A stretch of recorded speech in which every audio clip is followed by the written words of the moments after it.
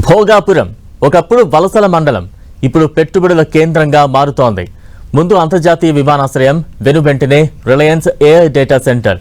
ఇలా అభివృద్ధి, ఉపాధి, ప్రపంచ స్థాయి పెట్టుబడులంటూ ఏపీ సర్కార్ ముందుకు సాగుతుంటే మరోవైపు ఇంకా ఎంత భూమి ఇవ్వాలి, తమ గ్రామాల భవిష్యత్తు ఏంటి అంటూ రైతులు, స్థానికులు ఆందోళనలు చేపడుతున్నారు. దీంతో భోగాపురాన్ని ప్రపంచ స్థాయి నగరంగా అభివృద్ధి చేయాలన్న కూటమి ప్రభుత్వానికి బ్రేకులు పడుతున్నాయి. ఇంతకీ భోగాపురం అభివృద్ధి పదంలో వేగంగా దూసుకుపోతుందా, లేక మరోసారి భూ నిర్వాసితుల పోరాటానికి వేదికగా మారనుందా అనేది చర్చనీయాంశంగా మారింది.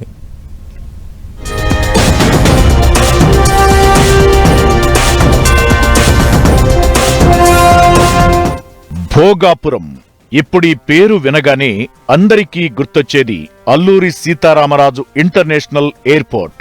కానీ తాజాగా మరో భారీ ప్రాజెక్ట్ ఈ ప్రాంతాన్ని వార్తల్లో నిలిపింది. అదేంటో కాదు, రిలయన్స్ ప్రతిపాదించిన AI డేటా సెంటర్.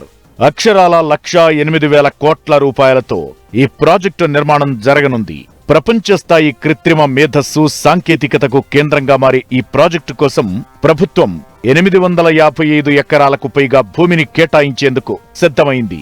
ఇదే ఇప్పుడు భోగాపురంలో కొత్త చర్చకు, సరికొత్త ఆందోళనకు దారితీసింది.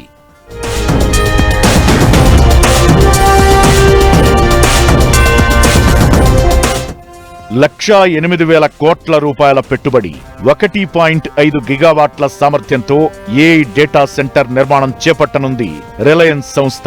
ఈ భారీ ప్రాజెక్టు రాకతో ప్రత్యక్ష పరోక్షంగా వేలాది ఉద్యోగాలు, ప్రపంచ IT మ్యాప్ పై భోగాపురం పేరు నిలిచిపోతుందని ప్రభుత్వ వర్గాలు, పరిశ్రమల నిపుణులు అంచనా వేస్తున్నారు. అయితే ఇదే సమయంలో మరో ప్రశ్న కూడా వినిపిస్తోంది. విమానాశ్రయం కోసం ఇప్పటికే 1,000 ఎకరాలను ప్రభుత్వం తీసుకుంది. ఇప్పుడు మరోసారి 100 ఎకరాల భూసేకరణ చేపడుతోంది. ఇలా ఒక్కో ప్రాజెక్టు కోసం భూములు సేకరిస్తూ పోతే స్థానిక రైతుల పరిస్థితి ఏమవుతుంది? తరతరాలుగా సాగు చేస్తున్న భూములు కోల్పోతే జీవనాధారం ఎలా అన్న సందేహాలు గ్రామాల్లో వినిపిస్తున్నాయి.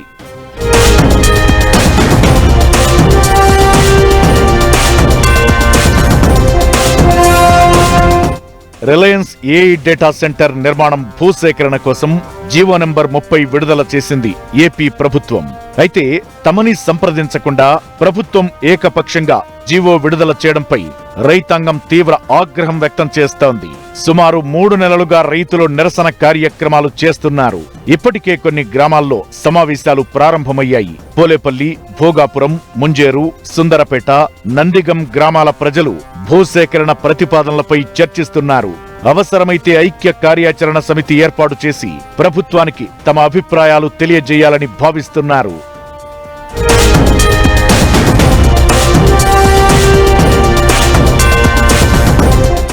రిలయన్స్ కు కేటాయించే భూముల పరిశీలన, రీసర్వేకు వచ్చే అధికారులకు రైతులు సహకరించడం లేదు. ఈ పరిస్థితుల్లో భూసేకరణ చేయడం ప్రభుత్వానికి సవాల్గా మారింది. ఒకవైపు భారీ పెట్టుబడులను రాష్ట్రానికి తీసుకురావాలి, మరోవైపు స్థానికుల ఆందోళనలను పరిష్కరించాలి. నష్టపోయే కుటుంబాలకు న్యాయం చేస్తూనే అభివృద్ధి కార్యక్రమాలను ముందుకు తీసుకెళ్లాల్సిన బాధ్యత అధికార యంత్రాంగంపై ఉందని ప్రజాప్రతినిధులు చెబుతున్నారు. పరిశ్రమలు వస్తేనే యువతకు ఉపాధి అవకాశాలు వస్తాయని, ఈ ప్రాంతం అభివృద్ధి జరుగుతుందని మంత్రి కొండపల్లి శ్రీనివాస్ అభిప్రాయం వ్యక్తం చేస్తున్నారు.